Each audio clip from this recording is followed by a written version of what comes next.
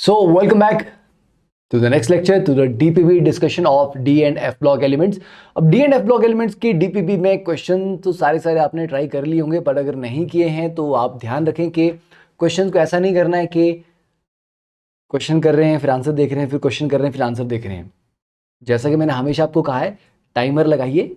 45 question है, मतलब mains वाले और उसके बाद एडवांस वाले क्वेश्चंस हैं, तो कोई बात नहीं। ओवरऑल आप ऐसा कर लीजिए कि 30 का एक सेट लीजिए और आगे के क्वेश्चन के एक और सेट लीजिए।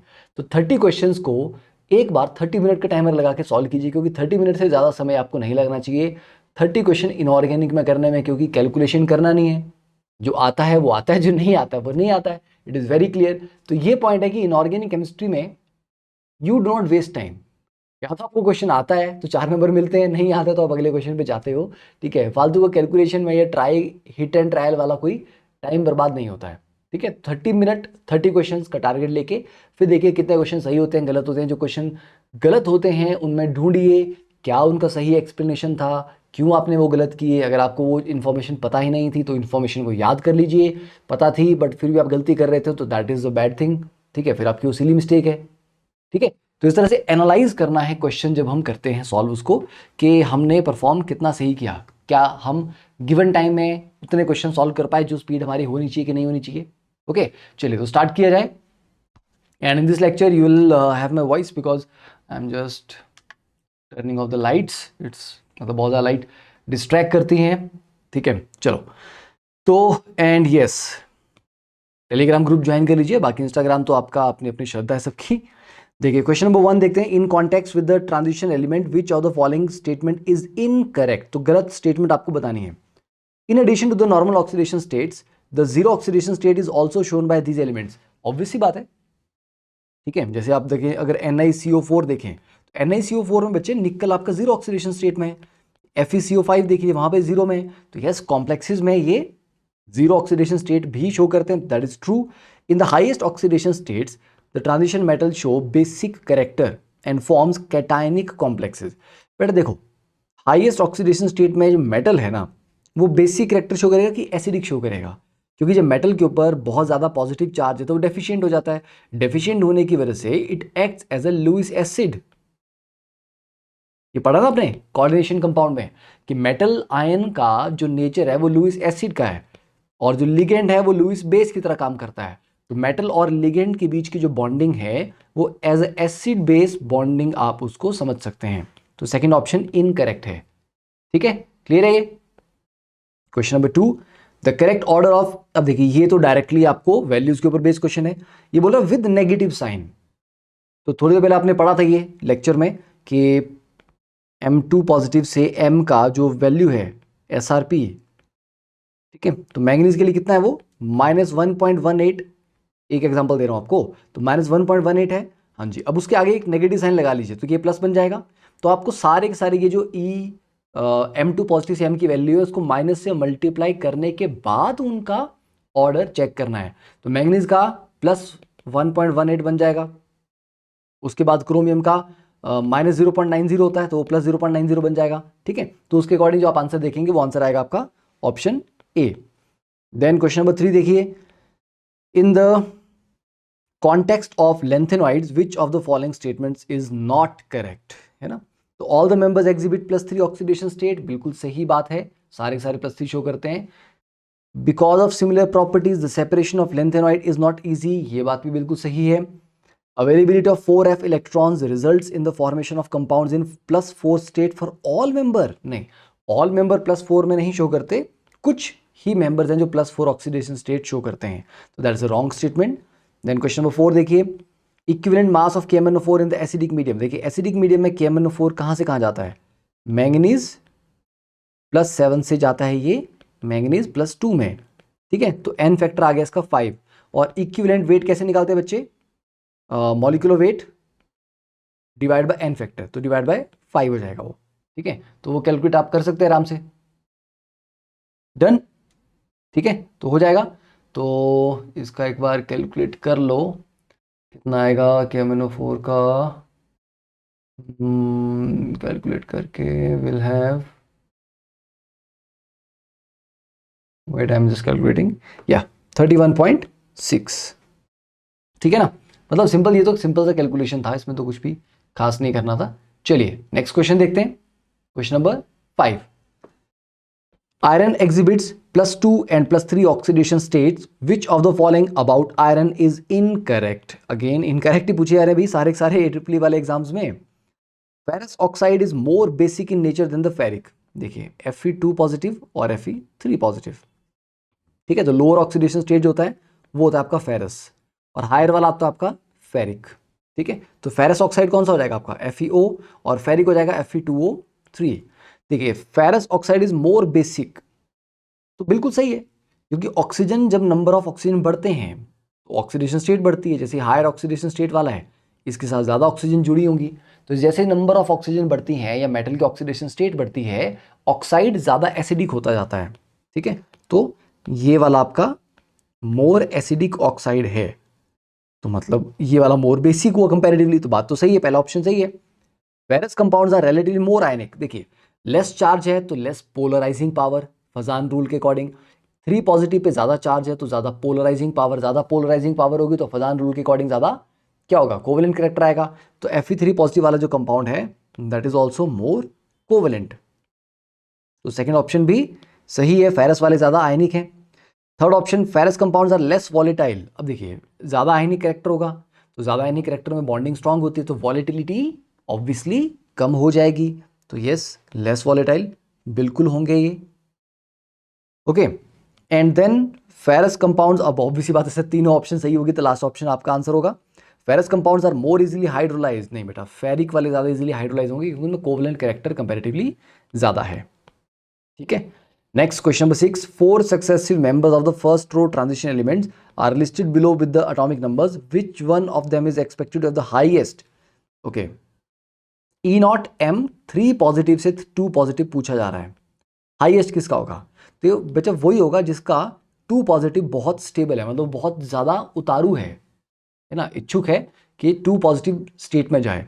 क्रोमियम तो हो नहीं सकता क्योंकि क्रोमियम का 3 पॉजिटिव ज़्यादा स्टेबल होता है, मैंगनीज का भी 2 पॉजिटिव ज़्यादा स्टेबल होता है, आयरन का भी और कोबाल्ट का भी। अब इनमें तो आपको वैल्यूज़ ही यूज़ करनी पड़ेंगी, तो वैल्यूज़ अगर आपको पता होंगी तभी आप कर पाएंगे। तो मैंगनीज के लिए जो वैल्यू है दैट इज़ 1.57 वोल्ट, कोबाल्ट के लिए जो है दैट इज़ 1.84 वोल्ट, और जो आपका आयरन है उसके लिए है 0.77 वोल्ट। तो इसलिए मैंने कहा था कि वो जो टेबल्स हैं उनको अच्छे से याद कर लेना, they are very very important, directly question आ सकता है। देखिए जो 2013 में क्वेश्चन आया भी हुआ है। Then question number 7, which of the following arrangements does not represent the correct order of the properties stated against it? ठीक है, देखिए तो काफ़ी क्वेश्चन आए हुए हैं डी एंड एफ ब्लॉक से, अगर आप देखें तो जेई में काफ़ी लगातार, मतलब there is a continuity, question आ ही रहे हैं। ठीक है, तो देखो निकल 2 पॉजिटिव से बड़ा, कोबाल्ट 2 पॉजिटिव, आयनिक साइजेस पूछ रहे हैं। अब साइजेस भी मैंने आपको क्या कहता है, लास्ट पहले across the period size decrease करता है, लास्ट में हल्का सा इंक्रीज करता है। ठीक है, और उन्होंने बोला है डज नॉट रिप्रेजेंट, मतलब गलत कौन सा है? तो देखो निकल, कोबाल्ट, आयरन, मैंगनीज, हाँ तो अक्रॉस द पीरियड जा रहे हो आप तो मैंगनीज के बाद ठीक है आयरन, कोबाल्ट, निकल तक ड्रॉप करेगा, फिर उसके आगे लास्ट में बढ़ता है, कॉपर जिंक का साइज फिर बढ़ता है, तब तक डिक्रीज ही करता है। तो मैंगनीज बड़ा होगा, Fe2 पॉजिटिव से छोटा होगा, कोबाल्ट 2 पॉजिटिव से छोटा होगा, निकल 2 पॉजिटिव से छोटा होगा, तो पहला ऑप्शन सही है। सेकंड देखिए स्टेबिलिटी इन एक्वस सॉल्यूशन की बात करें, स्कैंडियम 3 पॉजिटिव, फिर क्रोमियम 3 पॉजिटिव, फिर Fe3 पॉजिटिव, फिर कोबाल्ट 3 पॉजिटिव। तो स्टेबिलिटी इन एक्वस मीडियम किस चीज से डिफाइन होगी? सोचो, स्टेबिलिटी जो है वो किस पे डिपेंड करती है, मतलब यहाँ पर आपका स्कैंडियम का क्या होगा, वाटर के साथ कॉम्प्लेक्स बन रहा होगा। ठीक है, ऑब्वियसली क्रोमियम के केस में भी, आयरन के केस में भी, कोबाल्ट के केस में भी। चलो ठीक है, तो इसकी स्टेबिलिटी को लेके डिस्कशन करते हैं, पहले बाकी के 2 ऑप्शन भी साथ में देख लेते हैं, कई बार हमारे को आंसर ज़्यादा ऑब्वियस हो जाता है बाकी सारी ऑप्शन को एक बार चेक करके। नेक्स्ट क्वेश्चन है नंबर ऑफ ऑक्सीडेशन स्टेट्स। अब number of oxidation state manganese में सबसे ज़्यादा होती है, ये बात भी सही है, उसका क्रोमियम होता है, और टाइटेनियम, स्कैंडियम था, तो पहले बढ़ती हैं, नंबर ऑफ ऑक्सीडेशन स्टेट पहले बढ़ती हैं मिडल तक, फिर उसके बाद घटती हैं, तो थर्ड ऑप्शन भी बिल्कुल सही लग रहा है। तो फोर्थ ऑप्शन देख लेते हैं, paramagnetic behaviour, Fe2 positive, Mn2 positive, इन सब में नंबर ऑफ अनपेड इलेक्ट्रॉन निकालिए। तो अनपेड इलेक्ट्रॉन Fe2 पॉजिटिव में कितने आ जाएंगे, मैग्नीज 2 पॉजिटिव में तो आपके आगे 5। ठीक है, Fe2 पॉजिटिव में 5 से ज़्यादा कहाँ से आएंगे, Fe2 पॉजिटिव 5 से ज़्यादा आ ही नहीं सकते, तो ये तो बात ही गलत होगी, तो क्लियरली ये रॉन्ग आंसर। ठीक है, नेक्स्ट वन, क्वेश्चन नंबर 8। अब ये वाला क्वेश्चन आपका, हाँ थोड़ा बहुत आई थिंक ये वाला इलेक्ट्रोकेमिस्ट्री वाला क्वेश्चन है, JEE 2013 में, मेरे को ऐसा लग रहा है क्लियरली ये वाला क्वेश्चन NCERT एग्जाम्पलर का है ये, ओके। और NCERT एग्जाम्पलर इलेक्ट्रोकेमिस्ट्री का क्वेश्चन नंबर 7वां 8वां क्वेश्चन है मेरे ख्याल से, ये क्लियरली डिट्टो क्वेश्चन वही है ये, ओके। और ये बाद में रिपीट भी हुआ है एक बार, 2017 में भी आया हुआ है। देखिए, based on the data given above, strongest oxidising agent, तो बेटा स्ट्रॉन्गेस्ट ऑक्सीडाइजिंग, दूसरे को ऑक्सीडाइज करना है तो खुद को क्या होना है, रिड्यूस, ओके। तो ऑक्सीडाइजिंग पावर आपको पता है किसके प्रोपोर्शनल होती है, ऑक्सीडाइजिंग पावर इज डायरेक्टली और डायरेक्टली प्रोपोर्शनल टू SRP, है ना, inversely proportional to oxidation potential and directly proportional to SRP। तो SRP दिए हैं आपको क्या यहाँ पे, यस 3 पॉजिटिव टू 1, ठीक है, MnO4 से Mn2 पॉजिटिव पे, 6 से 3 पे, तो यस ऑल आर SRP। तो SRP की सबसे ज़्यादा वैल्यू किसकी है यहाँ पे, यहाँ पे आपके पास सबसे ज़्यादा वैल्यू 1.51, तो 1.51 के अकॉर्डिंग इस पेयर में सबसे अच्छा आपका ऑक्सीडाइजिंग एजेंट होगा। तो बेटा ऑक्सीडाइजिंग एजेंट वो है ना जो खुद रिड्यूस हो रहा है, तो इसमें दो चीज़ें हैं, क्योंकि बच्चे अगर कंफ्यूज होते हैं सर Mn4 नेगेटिव होगा या Mn2 पॉजिटिव होगा, तो ऑक्सीडाइजिंग एजेंट वो है जो खुद रिड्यूस हो रहा है, और यहाँ पर तो MnO4 नेगेटिव ही रिड्यूस हो रहा है ना Mn2 पॉजिटिव में, ठीक है। Then question number 9, which series of reactions correctly represents chemical reactions related to iron and its compound, ठीक है। देखिए अब ये वाला, हाँ ये सारे वाले रिएक्शन आपके कि किस रेंज में, अब ये कुछ हद तक आपका मेटलर्जी वाला भी ज्ञान आपको यहाँ पर काम आएगा, ठीक है, थोड़ा बहुत आइडिया, तो चलो देख लेते हैं उसको भी। करेक्टली रिप्रेजेंट्स, ओके, मतलब 3 ऑप्शन आपकी क्लियरली गलत होनी है, ठीक है। तो पहले आयरन को आपने डाइल्यूट H2SO4 से ट्रीट किया, आपका FeSO4 बन रहा है, देन फर्दर H2SO4 से ट्रीट करने पे, ठीक है, ये फेरस बन गया, ये फेरिक सल्फेट बन गया, फिर हीट करके आपका डायरेक्टली आयरन आ रहा है। तो बेटा अगर आप फेरिक सल्फेट को हीट करते हो तो यहाँ पे आयरन नहीं आता है, यहाँ पे आयरन ऑक्साइड्स आते हैं, ओके। तो ये भी एक इन्फॉर्मेशन ही एक तरह से, तो अगर आपको पता हो तो अच्छी बात है कि फेरिक सल्फेट को अगर आप थर्मल डिसोसिएशन करते हैं तो डायरेक्टली आपको मेटल नहीं मिलता, आपको बोलते हैं उसके ऑक्साइड्स, ठीक है। तो पहला ऑप्शन तो गलत हो गया। सेकंड ऑप्शन, आयरन को हीट करके आपने FeO बनाया, फिर डाइल्यूट H2SO4 से FeSO4 बनाया, फिर हीट करके फिर से आपको आयरन दे रहा है यहाँ पे प्योरली, है ना, अगेन गलत हो गया, यहाँ पर भी आपको ऑक्साइड्स ऑफ आयरन ही मिलेंगे। थर्ड वाले में आयरन की पहले क्लोराइड बना दिया, फेरिक क्लोराइड, फिर हीट करके एयर के साथ उसको क्या किया, अच्छा एयर के साथ उसको रिड्यूस कर रहे हैं, एयर की प्रेजेंस में हम ऑक्सीडेशन करते हैं, ये जनाब +3 से +2 में उसको रिड्यूस कर रहे हैं, there is no reducing agent यहाँ पे, तो this is the little fishy. चलो देख लेते हैं नेक्स्ट वन, Fe से हीट करके Fe3O4 बनाया, फिर CO के साथ, ओके रिड्यूसिंग एजेंट है, FeO में कर दिया इसको, ठीक है। Fe3O4 is a mixed oxide, mixed oxide मतलब इसमें Fe2 पॉजिटिव और 3 पॉजिटिव दोनों में है, तो कार्बन मोनोऑक्साइड एक रिड्यूसिंग एजेंट है, उसका इसको FeO में कन्वर्ट करते हैं, और ये आपने मेटलर्जी में रिएक्शन पढ़ा भी होता है, और फर्दर इसको आयरन में रिड्यूस कर देगा, हाँ कार्बन मोनोऑक्साइड के साथ रिड्यूस हो गया, दैट इज फाइन, मेटलर्जी में ये चीज पढ़ी है, तो this is correct. Question number 10, chloro compounds of vanadium has only spin magnetic moment of 1.73 Bohr magneton. तो आपको पता है ये स्पिन मैग्नेटिक मोमेंट का फॉर्मूला क्या होता है, √n × n+2 बोहर मैग्नेटन, फिर n is a number of unpaired electron. तो अगर आप म्यू की वैल्यू को 1.73 पुट करते हैं तो फॉर दैट n की वैल्यू कितनी आ जाएगी आपके पास, दिस इज 1, ठीक है। तो एक अनपेयर्ड इलेक्ट्रॉन चाहिए, तो this vanadium chloride has a formula, तो ये कौन से कंपाउंड में, क्योंकि VCl2 में वेनेडियम 2 पॉजिटिव है, VCl4 में वेनेडियम 4 पॉजिटिव है, तो वेनेडियम में एक अनपेयर्ड इलेक्ट्रॉन कब होता है, देखो स्कैंडियम टाइटेनियम वेनेडियम, तो वेनेडियम की कन्फिगरेशन क्या होती है आपके पास 4s2 3d3, एक अनपेयर्ड चाहिए ना, ठीक है। तो अगर मैं 2 इलेक्ट्रॉन निकाल दूं तो मेरे पास 3 अनपेयर्ड बचे, टोटल मेरे को 4 अनपेयर्ड, 4 इलेक्ट्रॉन निकालने पड़ेंगे, तो वेनेडियम 4 पॉजिटिव करना पड़ेगा, तब जाके 4s0 3d1 बचेगा मेरे पास, 1 अनपेयर्ड इलेक्ट्रॉन, ठीक है। तो option B. Question number 11, which of the following is not formed when H2S reacts with acidic dichromate solution. चलिए तो डाइक्रोमेट के जो मैंने आपको रिएक्शन बताए थे ये वहां से आपका ठीक है, मैंने आपको कहा था ना कि सारी सारी रिएक्शन याद भी कर लेना अच्छे से। तो 11th का आंसर है बच्चे आपका इज नॉट फॉर्म। तो H2S को K2Cr2 7 ऑक्सीडाइजिंग एजेंट है, तो H2S को किस में ऑक्सीडाइज करेगा ये? ओके, पहला ऑप्शन दिया है सल्फेट, पर क्रोमियम +2 तो नहीं बनता ना। क्रोमियम का सल्फेट बनेगा तो वो क्रोमियम +2 में तो नहीं बनेगा, क्योंकि K2Cr2O7 जब दूसरे को ऑक्सीडाइज करेगा तो खुद रिड्यूस होगा, तो खुद रिड्यूस होकर +3 में जाता ना, +6 से +3 में जाएगा। ठीक है, इस चीज़ को ध्यान में रखना। K2Cr2O7 जब भी दूसरे को ऑक्सीडाइज करेगा और खुद रिड्यूस होगा तो ये जाएगा क्रोमियम +3 में, क्योंकि वो सबसे ज़्यादा स्टेबल ऑक्सीडेशन स्टेट है। तो ये CrSO4 तो नहीं बनेगा, तो ये तो क्लियर यहीं से आंसर आ गया इसका।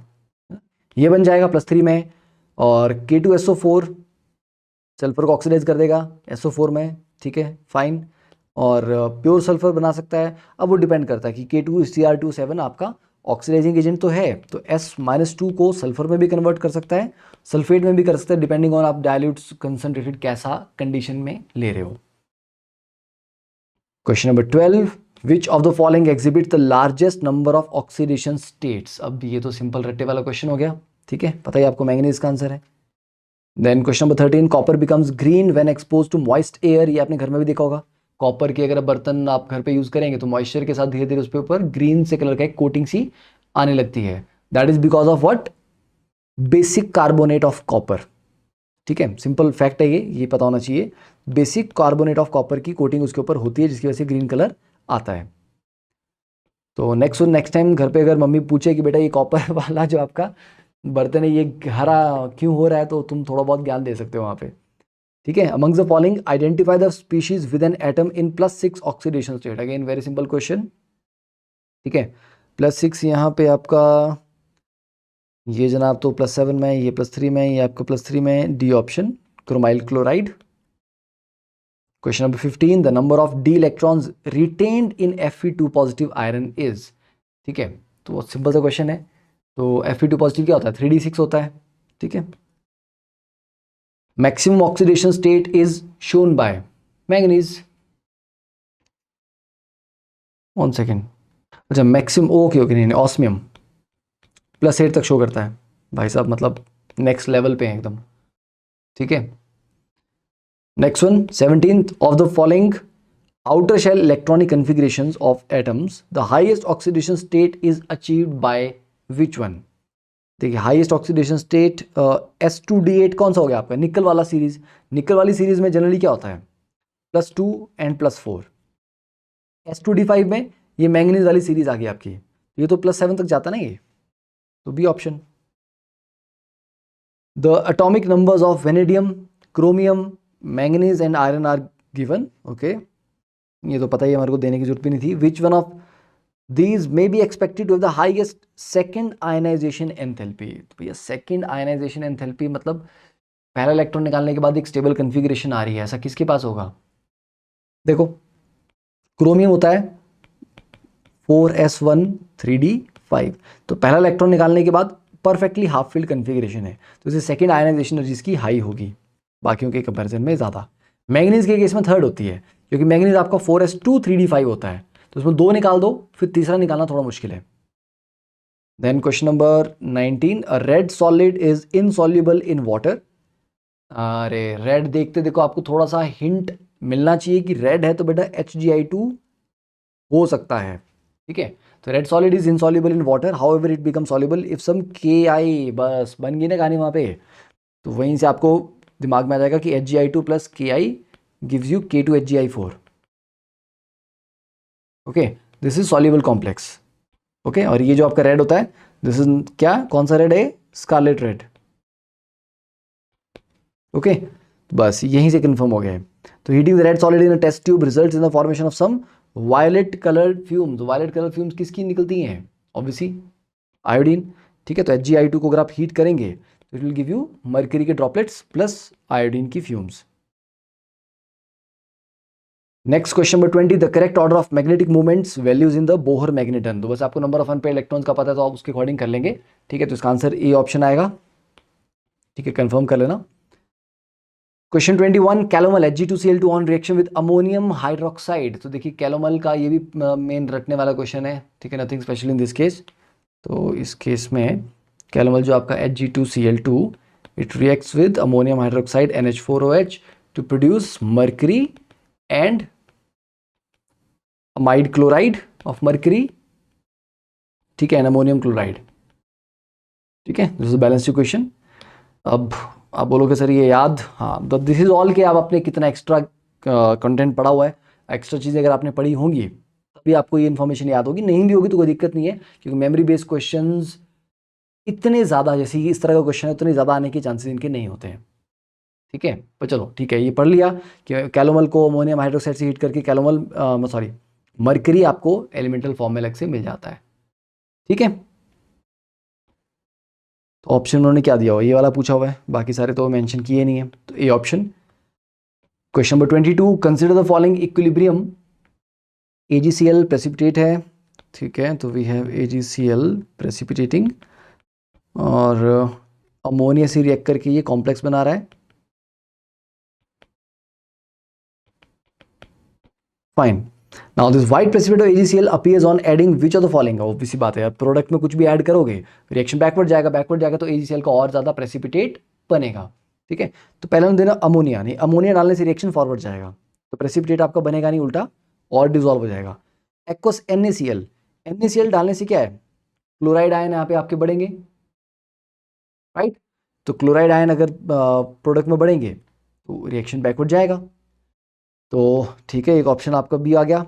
एक्वस HNO3, इसको अगर HNO3 से ट्रीट करेंगे तो देख लेते हैं NH4Cl पे भी क्लोराइड आयन्स आ गए, ओके, मतलब chloride ion will not be the answer, क्योंकि NaCl से भी आ जाएगा, NH4Cl से भी आ जाएगा, ये तो दोनों से ही आ जाएंगे, है ना उस केस में।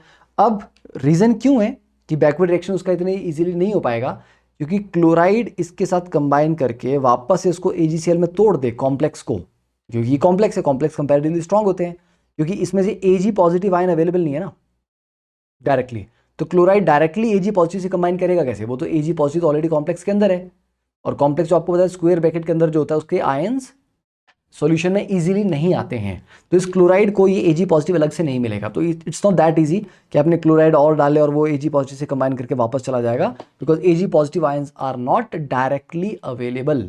अब HNO3 being a mild oxidizing agent, ठीक है, बहुत ज़्यादा स्ट्रॉन्ग, ठीक है, वो कंसनट्रेटेड में होता है, तो HNO3 is a strong oxidising agent also if concentrated, पर ऐसा कुछ दिया नहीं, एक्वस है तो एक्वस का मतलब है कंपैरेटिवली माइल्ड है, ठीक है। तो this will give you AgCl directly इस सॉल्यूशन के साथ, ठीक है, इस सॉल्यूशन में अगर आप HNO3 डालेंगे this will give you AgCl plus ammonium nitrate,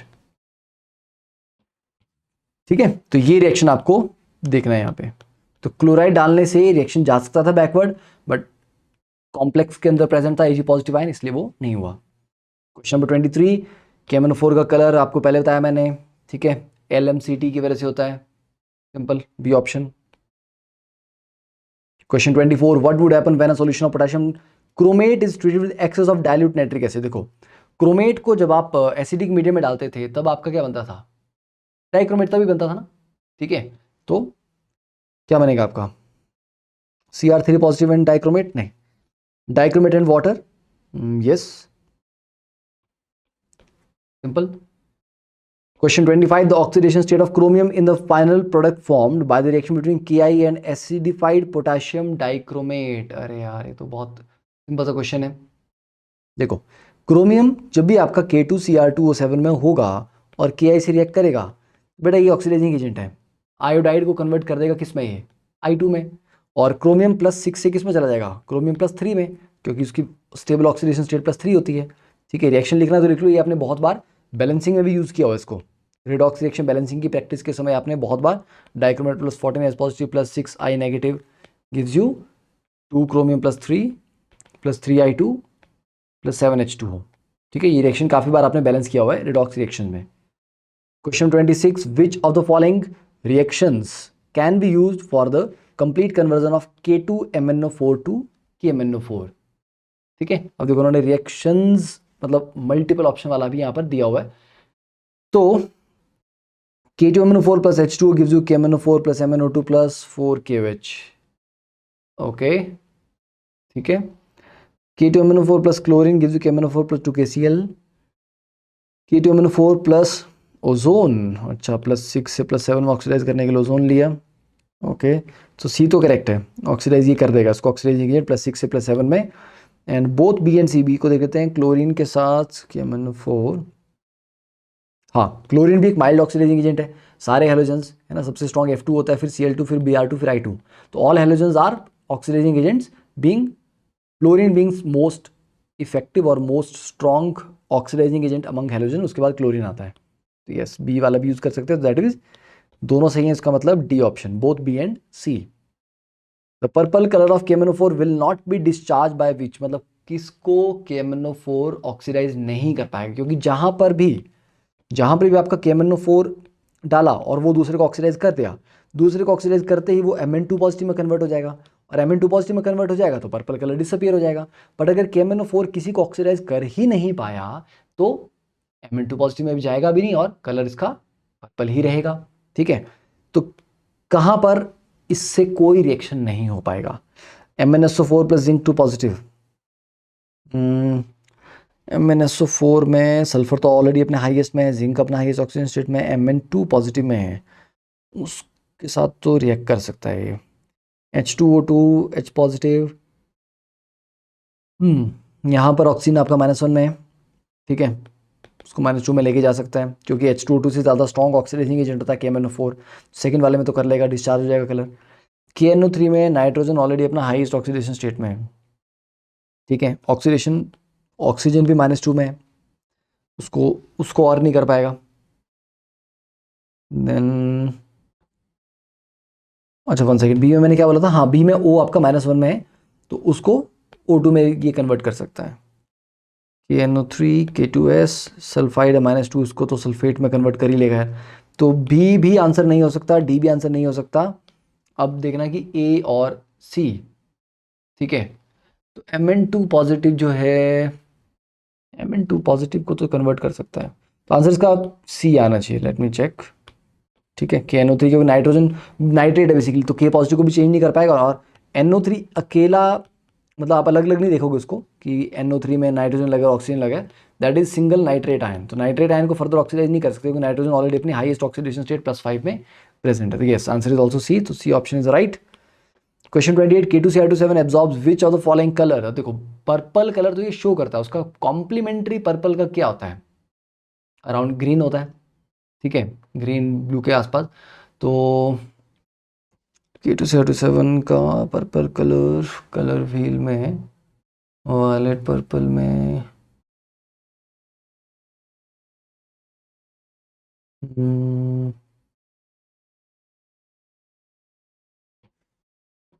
तो K27, ओह उल्टा बोल दिया मैंने, मैं इसको KMnO4 से कंफ्यूज कर रहा हूँ. अरे यार, K2Cr27 है ये, ऑरेंज कलर है ये. हाँ, तो ऑरेंज का कॉम्प्लीमेंट्री क्या होता है. ठीक है, ऑरेंज का कॉम्प्लीमेंट्री ब्लू होता है, सिंपल. ठीक है, यस, तुम भी बोलोगे सर सही बात है, कहाँ पर्पल में जा रहे हो मतलब आप. Next, lanthanide contraction is cause due to. Simple, सबको पता है इसका answer. The imperfect shielding of on outer electrons by या of outer electron by 4 electrons from the nuclear charge. ठीक है, तो ऑन नहीं होगा, ये of. Question number 30, again F block से क्वेश्चन है. Actinoid exhibit more number of oxidation states in general than the lanthanoid. क्यों होता है भैया ऐसा, क्यों होता है? ये ऑप्शन देखिए. 5f orbital extend farther from the nucleus then 4f orbital, मतलब 4f यहाँ पे है तो 5f और दूर है, मतलब उसके इलेक्ट्रॉन और लूजली बाउंड है. लूजली बाउंड है तो ज़्यादा इजीली वो निकाले जा सकते हैं. The 5 orbital are more buried. नहीं यार, 5 अंदर कैसे होंगे, ये तो सरासर गलत बात हो गई. There is similarity between 4f and 5f orbitals in their angular part of wave function. Angular part of wave function का ऑक्सीडेशन स्टेट से क्या रिलेशन है, मतलब ये तो वही बात होगी, मतलब वही वाली, समझ जाओ. तो actinoids are more active than the lanthanoid, मतलब कुछ तो रीजन होगा ना भाई साहब. तो आंसर ए. ठीक है, question number 31, knowing that the chemistry of lanthanoid is dominated by +3 oxidation state, which of the following statement is incorrect. Because of the large size of lanthanide Ln3 positive ion, the bonding in its compound is predominantly ionic in character. Incorrect पूछा है ना, predominantly ionic, ठीक है. 3 positive उतना higher oxidation state नहीं है. Okay fine. The ionic size of lanthanide 3 positive decrease in general with increasing atomic number. तो cross the period decrease तो होता है, हाँ बहुत ज़्यादा नहीं होता बट ठीक है. ठीक है, तो वो जो डिक्रीज होता है उसको lanthanide कॉन्ट्रैक्शन बोलते हैं. lanthanum 3 compounds are generally colourless. नहीं, कलरलेस तो कहाँ होते हैं, दे आर कलर्ड. ठीक है, तो यहाँ पर डी की जगह FF ट्रांजिशन होती है. ठीक है, कलर्ड होंगे ये. C option is wrong. 32. In the context of lanthanoids, which of the following statements is not correct? पहला, all the members exhibit +3 oxidation state. क्या ये बिल्कुल सही है ये. Because of similar properties, the separation of lanthanoid is not easy. अच्छा, ये तो ऊपर भी किया ना हमने ये. ठीक है, तो ये वाला भी सही है. Availability 4 of electron results in the formation of compound in for all. अच्छा, ये तो रिपीट हो गया, इसका सी ऑप्शन है. This is repeated. Then question number 33. तो the outer electronic configuration of gadolinium.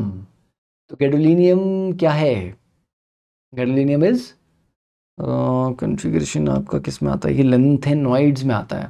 ठीक है, तो क्या चेक कर लो इसका अटॉमिक नंबर 64 के अकॉर्डिंग, हाँ लैंथेनॉइड में आ गया ना ये. तो 64 के अकॉर्डिंग इसकी जो इलेक्ट्रॉनिक कॉन्फ़िगरेशन आएगी 6s2 पहले भर लेंगे, देन D0 या D1, 6s2 then D0F8, okay D0F8 one option and D1F7. हाँ D1F7 जाएगा क्योंकि ऑब्वियसली बात है हाफ फील्ड कॉन्फ़िगरेशन बन रही है वो. ठीक है, C option. Next question number 34. Reduction in atomic size with increase in atomic number is a characteristics of. तो इंक्रीज इन एटॉमिक नंबर हो रहा है और साइज उल्टा बढ़ने की जगह रिड्यूस हो रहा है. ये कब होता है, जब आप अक्रॉस द पीरियड चलते हो, है ना. अक्रॉस द पीरियड आपका एटॉमिक नंबर बढ़ता है पर साइज आपका, मतलब आपका तो नहीं, मतलब एलिमेंट्स का साइज बढ़ता है. ठीक है, कैरेक्टरिस्टिक्स ऑफ एलिमेंट्स ऑफ. अच्छा, पूछा है किसके बारे में बात हो रही है, अक्रॉस द पीरियड या डाउन द ग्रुप नहीं पूछा क्या इन्होंने. हाई एटॉमिक मास, नहीं ऐसा नहीं कि हाई एटॉमिक मास वालों में ऐसा होता है, क्योंकि हाई एटॉमिक मास वाले तो आपके पी ब्लॉक में भी आते हैं. डी ब्लॉक में शुरुआत में डिक्रीज करता है, लास्ट में हल्का से इंक्रीज कर जाता है. एफ ब्लॉक में भी ऐसा होता है. ठीक है, और वो भी लैंथेनॉइड कॉन्ट्रैक्शन की वजह से होता है, क्योंकि वो ज़्यादा ही होती है लैंथेनॉइड कॉन्ट्रैक्शन. तो डी और एफ में मिला के अगर आप ज़्यादा डोमिनेंट देखेंगे ये इफेक्ट, तो एफ ब्लॉक में आपको ज़्यादा डोमिनेंट मिलेगा. Question 35. The radius of lanthanum 3 positive is 1.06 angstrom. Which one of the following given values will be closest to the radius of lutetium 3 positive? अब देखो इनके वैल्यू तो वैसे ही काफ़ी क्लोज होती है लैंथेनाइड कॉन्ट्रैक्शन की वजह से. ठीक है, तो ये 57 पे है और 71. तो which will be closest to the radius of lutetium 3 positive. 1.6 तो बहुत बड़ा हो जाएगा, ये तो आउट हो गया, फिर तो लैंथेनाइड कॉन्ट्रैक्शन वाली बात ही नहीं बची. 1.4 भी बहुत बड़ी हुई वैल्यू है ना, इतना बड़ा गैस थोड़ा ना होता है. तो क्लोजेस्ट टू द रेडियस, तो फिर यही बात हुई ना, अक्रॉस द पीरियड आपका साइज घटता है, डाउन द ग्रुप जाने में बढ़ना चाहिए, पर लैंथेनाइड कॉन्ट्रैक्शन वैसे क्या हो जाएगा, डाउन द ग्रुप जाओगे तो इंक्रीज नहीं आएगा, रफली बराबर ही आएगा. Answer is C option. इतना डिक्रीज नहीं होगा, पर आपने 1.06 से जब नीचे गए तो आपने सोचा कि कुछ बढ़ना चाहिए, पर वो लगभग उतना ही आ गया. ठीक है, तो this is the logical reasoning here. Then cerium is an important member of the lanthanoid. Which of the following statement about cerium is incorrect? Again memory based question. The common oxygen state is 3 and 4. हाँ, cerium +4 भी show करता है. ठीक है, क्योंकि noble gas configuration आ जाती है उसमें आपकी. Cerium 4 acts as oxidizing agent. अब सीरियम +4 से वो +3 में जाने की टेंडेंसी रखेगा, तो दूसरों को ऑक्सीडाइज करेगा, खुद रिड्यूस होगा, तो बात ये भी सही है. The +4 oxidation state of cerium is not known in solutions. नहीं, मतलब +4 तो आ ही जाता है. And +3 oxidation state is more stable than the +4. हाँ, उसी वजह से ऑक्सीडाइजिंग एजेंट होता है वो. तो बी, डी और ए तो सही है, सी ऑप्शन गलत है. सीरियम +4 आपका सॉल्यूशन में भी मिलता है, कॉम्प्लेक्सेस में. Then question number 37. The lanthanide contraction is responsible for the fact. Zirconium hafnium, ये तो कितनी जगह रटा हुआ है यार, इसको तो मतलब बच्चे ने रट रखा है. ठीक है, which are the following actinide does not have any electron in the 6d orbital in its ground state. Again रट्टू क्वेश्चन है, ठीक है, तो ये अब आपको रटना ही पड़ेगा. अब इसमें आंसर इज डी. इसको मैंने कहा था रट लेना क्योंकि ये मेरे को भी याद नहीं रहता, ठीक है, सिंपली इतनी सारी इन्फॉर्मेशन याद नहीं रहती है, तो this you will have to memorize. मैंने कहा था कि एनसीईआरटी में जो टेबल दिया उसमें जितनी भी इरेगुलर कन्फिग्रेशंस हैं वो याद कर लेना, क्योंकि सब शेल्स के बीच में एनर्जी गैप काफ़ी कम है, इसलिए थोड़ी सी भी स्टेबिलिटी मिल जाए एक्सचेंज एनर्जी की वजह से तो इजीली इलेक्ट्रॉन जंप कर जाते हैं, तो irregular oxidation states electronic configuration generate होती हैं.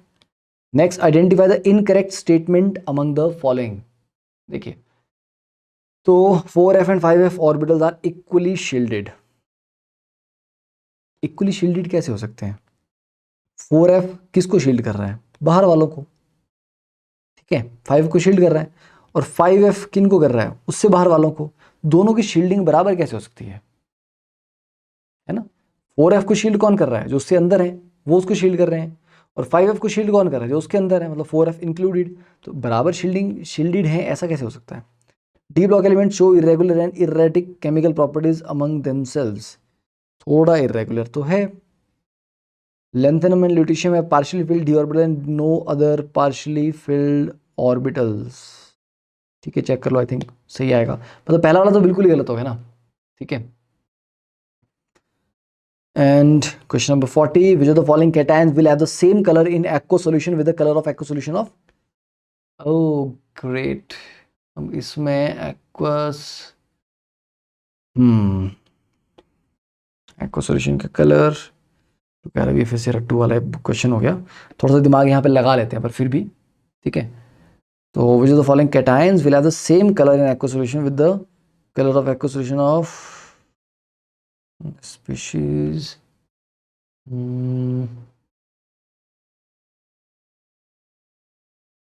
क्या होना चाहिए? Let me think.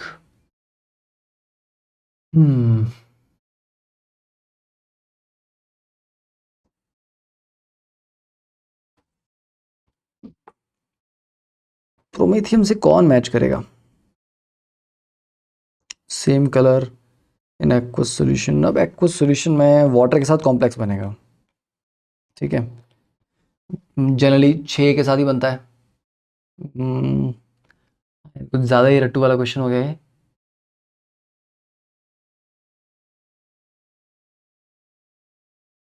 Number of, वो इसका कि similarity in electronic configuration is only thing, ठीक है. सिमिलैरिटी किसके साथ आ सकती है? तो चलो एक काम करो, बिकॉज सारी इलेक्ट्रॉनिक कन्फिग्रेशन मेरे को याद नहीं है इसकी. इसका आंसर यही आएगा कि जहां पर सिमिलैरिटी आपको मिलेगी वही आंसर हो सकता है, क्योंकि there is no other factor जो हम सोच सकें. Similarity of outer electronic configuration, ठीक है ना, क्योंकि अदरवाइज कलर काफ़ी सारे फैक्टर पे डिपेंड करता है, एनर्जीज के ऊपर डिपेंड करता है. तो the only thing that we can think of is कि जिनकी similar outer most electronic configuration होगी, देयर इज अ चांस कि उनमें कलर थोड़ा बहुत मैच कर जाए, ठीक है. अब यहाँ पर आंसर दिया गया, आंसर की मैं डी. जस्ट कन्फर्म इट कि मैच कर रही है कि नहीं कर रही है, ठीक है. चलो क्वेश्चन 41. यस, तब कुछ क्वेश्चन होते हैं रट्टू वाले. Which of the following element is naturally occurring and exhibit +6 oxidation state? Okay, naturally occurring है तो यूरेनियम के आगे आपको होता है ना ट्रांस यूरेनिक कहा जाता है, जो सारे मैन मेड हैं. तो यूरेनियम हुआ आपका नेचुरली अक्रिंग, इसके बाद तो सारे के सारे मैन मेड है ट्रांस यूरेनिक.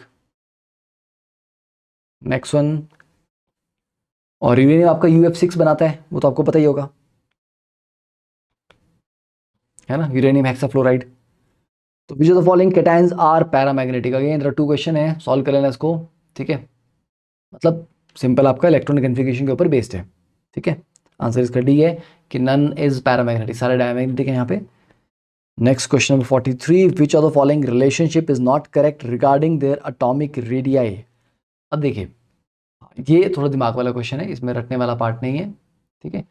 पहले वाले में सिल्वर गोल्ड का, अब आपको बोला था मैंने 3D 4D 5D सीरीज में क्या है, डाउन द ग्रुप साइज बढ़ता है थोड़ा सा, 3D से 4D में बढ़ता है, पर 4D और 5D का रफली बराबर होता है. है ना, 4D 5D का रफली बराबर होता है। एंड 3D 4D में थोड़ा सा गैप है, इज नॉट करेक्ट। तो सिल्वर और गोल्ड को बोलना कि ऑलमोस्ट बराबर है, ठीक है, दे आर क्लोज। क्यों क्लोज है? क्योंकि स्टार्टिंग की 3D सीरीज में साइज डिक्रीज करता था, लास्ट में क्या हो रहा है, हल्का सा इंक्रीज कर रहा है, ठीक है। ओह अरे यार, मैं तो उल्टा हो गया, कॉपर फिर सिल्वर फिर गोल्ड है। तो यहां तक आपका साइज डिक्रीज करता था, लास्ट में कॉपर और जिंक के लिए इंक्रीज कर जाता है। सिमिलरली यहां पर भी थोड़ा सा ऐसा है, पर being 4D and 5D member, ये आपका 4D मेंबर है, आपका 5D मेंबर है, their size is very very close, तो ये तो सही है। देन पैलेडियम ग्रेटर देन निकल, निकल palladium platinum. Down the group जाओगे तो 3D से 4D में साइज बढ़ेगा, 4D और 5D का रफली बराबर है, तो पैलेडियम और प्लेटिनम का रफली बराबर होगा, ठीक है। तो बी ऑप्शन भी करेक्ट है, पैलेडियम का बड़ा होगा। टंगस्टन और मोलिब्डेनम में बहुत ज़्यादा डिफरेंस है क्या? नहीं, जो उन्होंने मेंशन किया ना कि बहुत ज़्यादा डिफरेंस है, दैट इज़ नॉट राइट, ठीक है। लैंथेनम यट्रियम में ज़्यादा डिफरेंस है क्या? बहुत ज़्यादा। Lanthanum is like slightly bigger definitely, but tungsten और मोलिब्डेनम में बहुत ज़्यादा डिफरेंस तो डेफिनेटली नहीं है, ठीक है। तो C option is incorrect. Question 44, which of the following configuration will have the same color as that of a lanthanoid ion having configuration of 4Fn? Okay, किसका सेम कलर होगा? लैंथेनॉइड हैविंग 4Fn, ठीक है। तो अगर outer most electronic configuration similar रखनी है तो 5Fn, outer most configuration, number of unpaid, अच्छा नंबर ऑफ अनपेड इलेक्ट्रॉन भी तो सेम हो सकते हैं ना। सो F में let's say there are,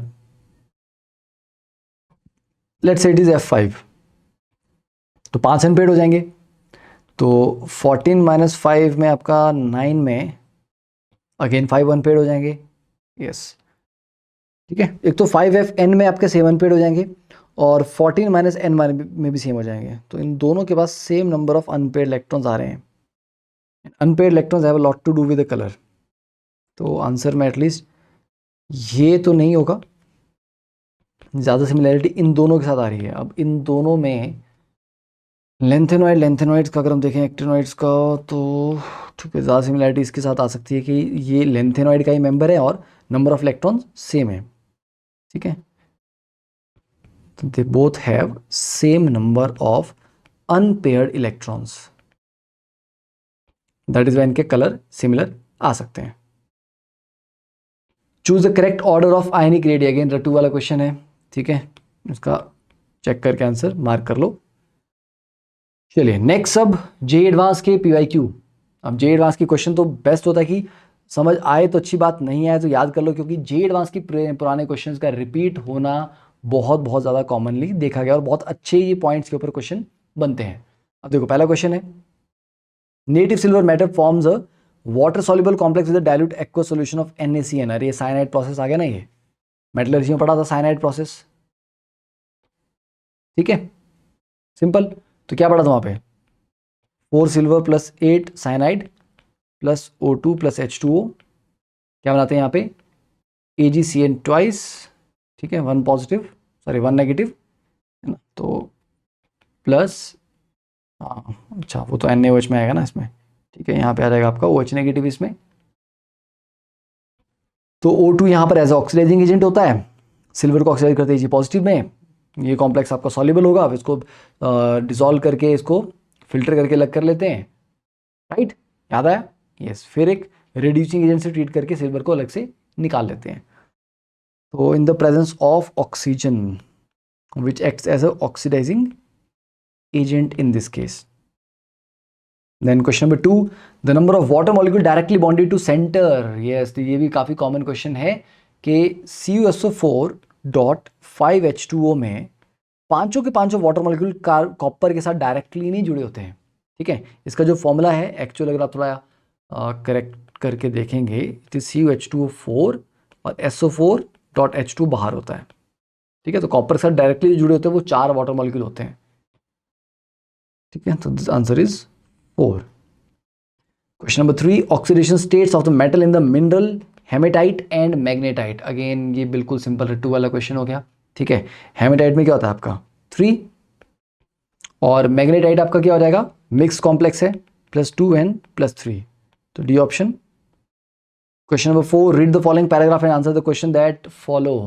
okay, directly देख लेते हैं क्या क्या है। When a metal rod m is dipped into aqueous colorless concentrated solution of compound n, तो m को आपने n वाले सॉल्यूशन में डाला, solution turns light blue.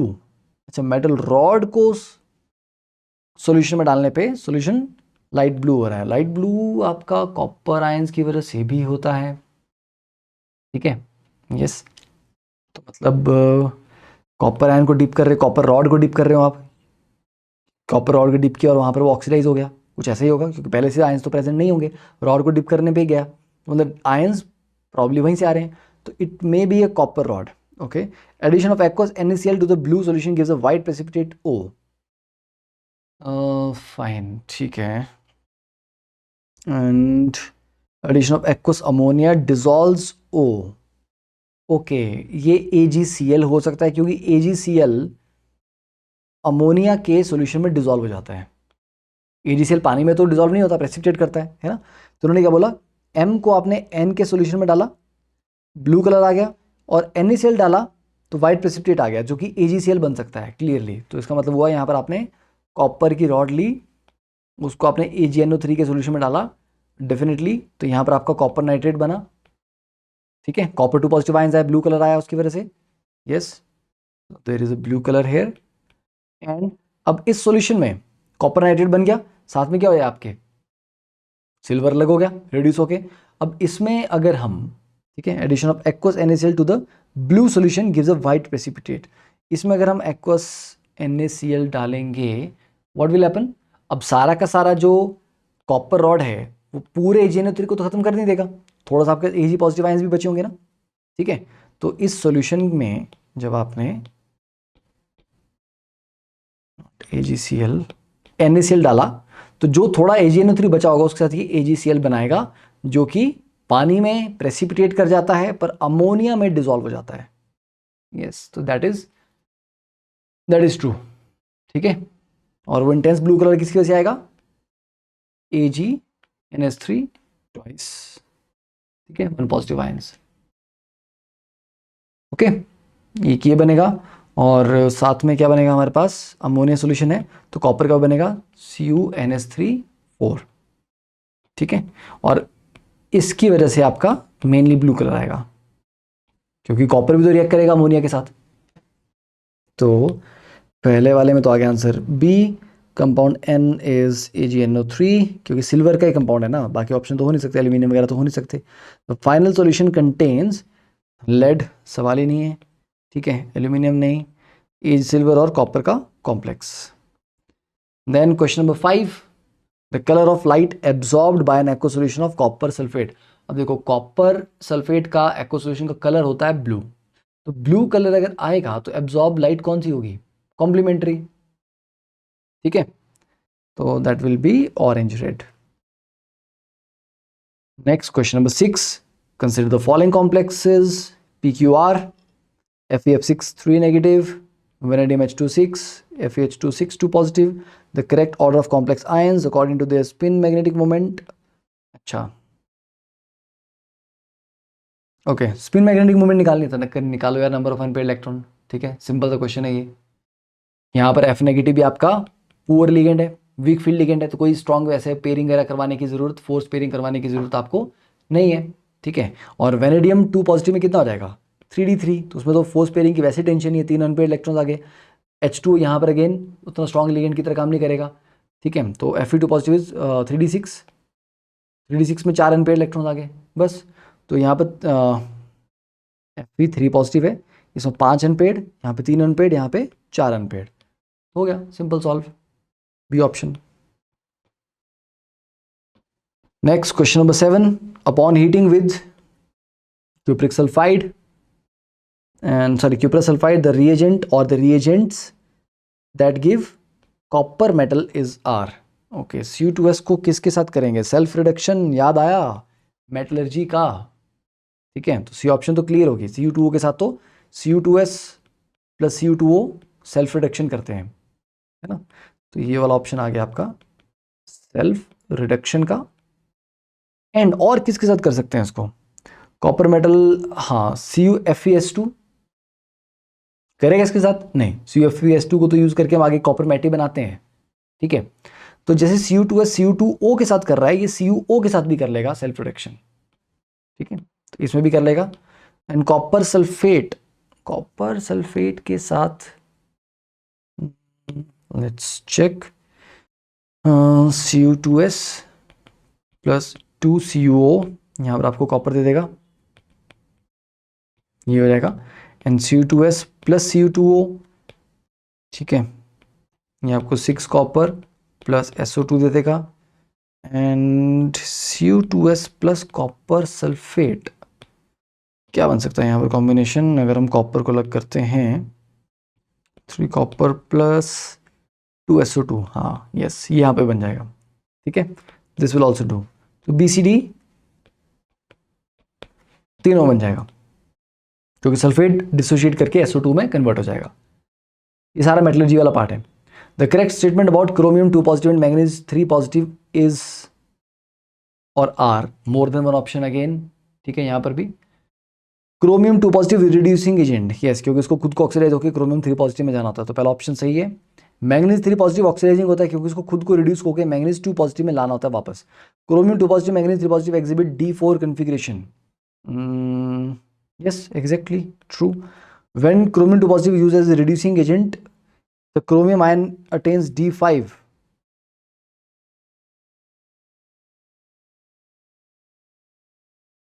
Chromium ion D5 कैसे करेगा, क्रोमियम 2 पॉजिटिव ऑलरेडी D4 में है, ठीक है, और ये जब खुद ऑक्सीडाइज होगा तो और कम आएगा ना, ये D3 में जाएगा, D5 में कैसे चला जाएगा, ठीक है, C option. Question number 9, which of the following pair of elements of lanthanoid do not follow the regular trend of decreasing radius from cerium to lutetium. Again रटू क्वेश्चन है, ठीक है, तो ठीक है, याद ही कर लो इसका आंसर, मतलब डेटा से देख के कंफर्म कर लो। Next one, last question, the fusion of MnO2 with KOH in air, अरे ये तो पढ़ा था ना, ठीक है, क्या बनता है इसमें K2MnO4 अल्कलाइन मीडियम में, ठीक है, K2MnO4 बनता है, जिसको फर्दर हम आगे KMnO4 में कन्वर्ट करते हैं एटमॉस्फेरिक ऑक्सीजन के साथ, ठीक है, सॉरी एटमॉस्फेरिक ऑक्सीजन तो यहाँ पर है, मतलब K2MnO4 को फिर फर्दर हम KMnO4 में ऑक्सीडाइज करते हैं। चलिए, तो ये हो गया कंप्लीट, थैंक यू, मिलते हैं फिर नेक्स्ट लेक्चर में। अब नेक्स्ट लेक्चर किसका होगा हमारा, नेक्स्ट लेक्चर होगा पॉलीमर्स, ठीक है, चलिए, okay, keep sharing, thank you, bye.